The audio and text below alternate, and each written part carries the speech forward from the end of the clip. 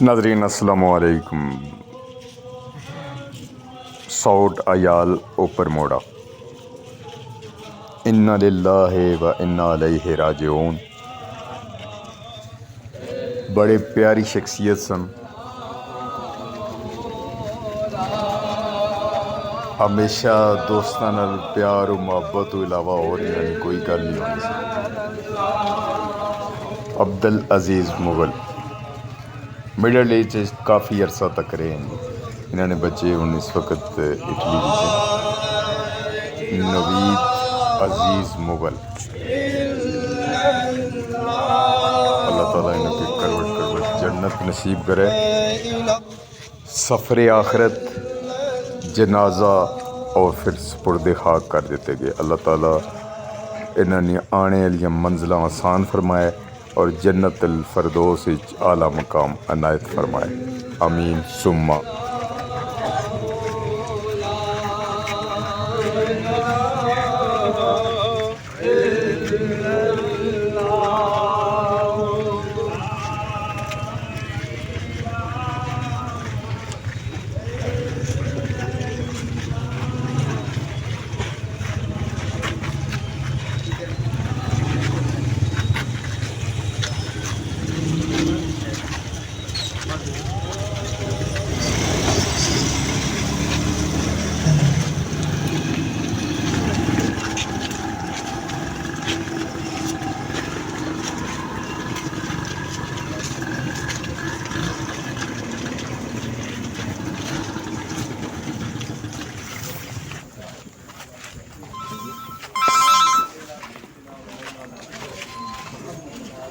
السلام علیکم جی میں ادھر جنازے پر ہوں، پھر میں مکارہ شنام پھر میں تکنا۔ ہمارے نہایت ہی محترم محسن مربی ہر دل عزیز، آپ تمام دوست بھائی بزرگ بخوبی واقف ہیں اس شخصیت کے ساتھ کہ جو آج ہمیں دار مفارقت دے کر دار بقا کی طرف رواں ہے۔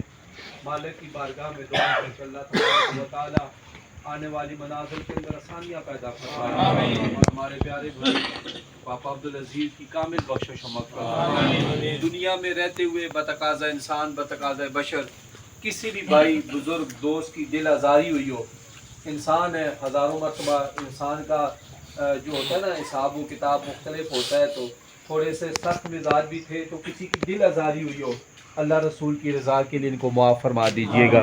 کسی قسم کا بھی کوئی لین دین کا معاملہ ہے، ان کے بیٹے بھی ہیں، ان کے بھائی آجی شوکت صاحب بھی ہیں، آپ ان سے رابطہ کر سکتے ہیں۔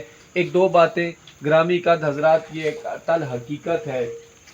اللہ تبارک و تعالیٰ نے قرآن پاک کے اندر ارشاد فرمایا ہے کہ کل نفس ذائقۃ الموت، کہ جو بھی جاندار اس کائنات میں آئے گا ایک نہ ایک دن اس نے ضرور لوٹ کر واپس اللہ کی بارگاہ میں جانا ہے، چاہے وہ انسان ہے، چاہے وہ درندے ہیں، چاہے وہ پرندے ہیں، جو بھی ذی روح چیز ہے اسے لوٹنا ہے۔ لیکن انسان ہونے کے ناطے، اشرف المخلوق انسان ہونے کے ناطے اللہ تبارک و تعالیٰ نے ہمارے اوپر کچھ قوانین، کچھ قیود، کچھ حدیں جو ہے نا وہ زیادہ لگائی ہیں۔ اسی لیے اللہ تبارک و تعالیٰ نے ہمیں اپنا خلیفہ بنایا ہے اور پیارے محبوب صلی اللہ تعالیٰ علیہ وآلہ وسلم کا امتی بنایا ہے۔ امتی ہونے کے ناطے ہمارے اوپر کچھ قیود ہے، کچھ ہماری لمٹ ہے، اس سے آگے بڑھیں گے اللہ اور اس کے رسول کے انکار کا والے بن جائیں گے، تو ہماری دنیا بھی، قبر بھی، آخرت بھی اللہ پاک جو ہے نا وہ سختی والی یاد رکھتے ہیں۔ لیکن کچھ لوگ ایسے بھی ہیں کہ لوگ جان چھڑاتے ہیں، یار جائے کب مرے گا، نبی رحمت صلی اللہ تعالیٰ علیہ وآلہ وسلم تشریف فرما ہے، ایک جنازہ گزرتا ہے، کچھ حضور کے اصحاب کھڑے ہوتے ہیں، عرض کرتے ہیں یا اچھا تھا مالک نے اس کے اوپر جنت کو واجب فرما کے رکھ دیا، اور تم نے کہا کہ یہ برا انسان تھا، گندا تھا، با اخلاق نہیں تھا، کردار کا برا تھا، اللہ تبارک و تعالیٰ نے اس کے اوپر جہنم کو واجب کر دیا ہے۔ تو گرامی کا حضرات، یہ چند دنوں کی زندگی ہے، مرنا سب نے ہے، جانا ہر ایک نے ہے، ٹائم مقرر نہیں ہے، زندگی جب بھی ختم ہوگی ایک لمحہ نہ آگے نہ ایک لمحہ پیچھے۔ فَإِذَا جَاءَ أَجَلُهُمْ لَا يَسْتَأْخِرُونَ سَاعَةً، لیکن مرے ہم لوگ اس طرح کے اقبال نے کہا تھا، جب بندہ مومن کی موت آتی ہے تو وہ پریشان نہیں ہوتا، پھر وہ خوشی سے اس کا استقبال کرتا ہے کہ موت آ جا، میں اس انتظار میں ہوں، زندگی بڑی اوکھی گزاری ہے۔ آقا علیہ السلام نے فرمایا نا کہ یہ دنیا مومن کے لیے قید خانہ ہے، جسے بندہ قیدی ہوتا ہے نا وہ جان چھڑاتا ہے, وہ ضمانت پر رہا ہونے کی کوشش کرتا ہے, وہ دلائل دے کر اپنی جان خلاصی حاصل کرتا ہے. تو یہ قید خانہ ہے مومن کے لیے.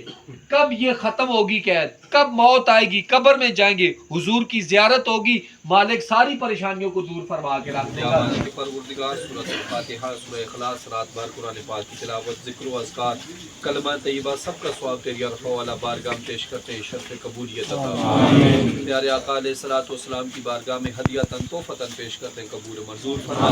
کم و بیش 1,24,000 انبیاء اور رسول حضرت آدم علیہ الصلوۃ والسلام سے لے کر آج تک جتنے بھی کلمہ گو مسلمان تو سے واصل ہوئے سب کے ارواح کو بالعموم بالخصوص سارے کلام پاک کا ذکر و اذکار کا ثواب مرحوم و مغفور پاپا عبدالعزیز کے روح القدس کو پیش کرتے ہیں. اس کلام پاک کی برکت سے تیری رحمت کاملہ کے صدقے یا مالک لم یزل ہم سارے 10 بدعائیں ان کی زندگی کی خطاؤں کی معافی عطا فرما. حقوق اللہ, حقوق العباد کے اندر جو کمی بیشیاں رہتی کی معافی عطا فرما. ان کی زندگی کے نیک اعمال اپنی بارگاہ میں قبول فرما کر درجات کے اندر بلندیاں عطا فرما, اعلیٰ علیین میں مقام عطا فرما. اس کلام پاک کی برکت سے ان کی آنے والی منازل کے اندر ثانیہ پیدا فرما.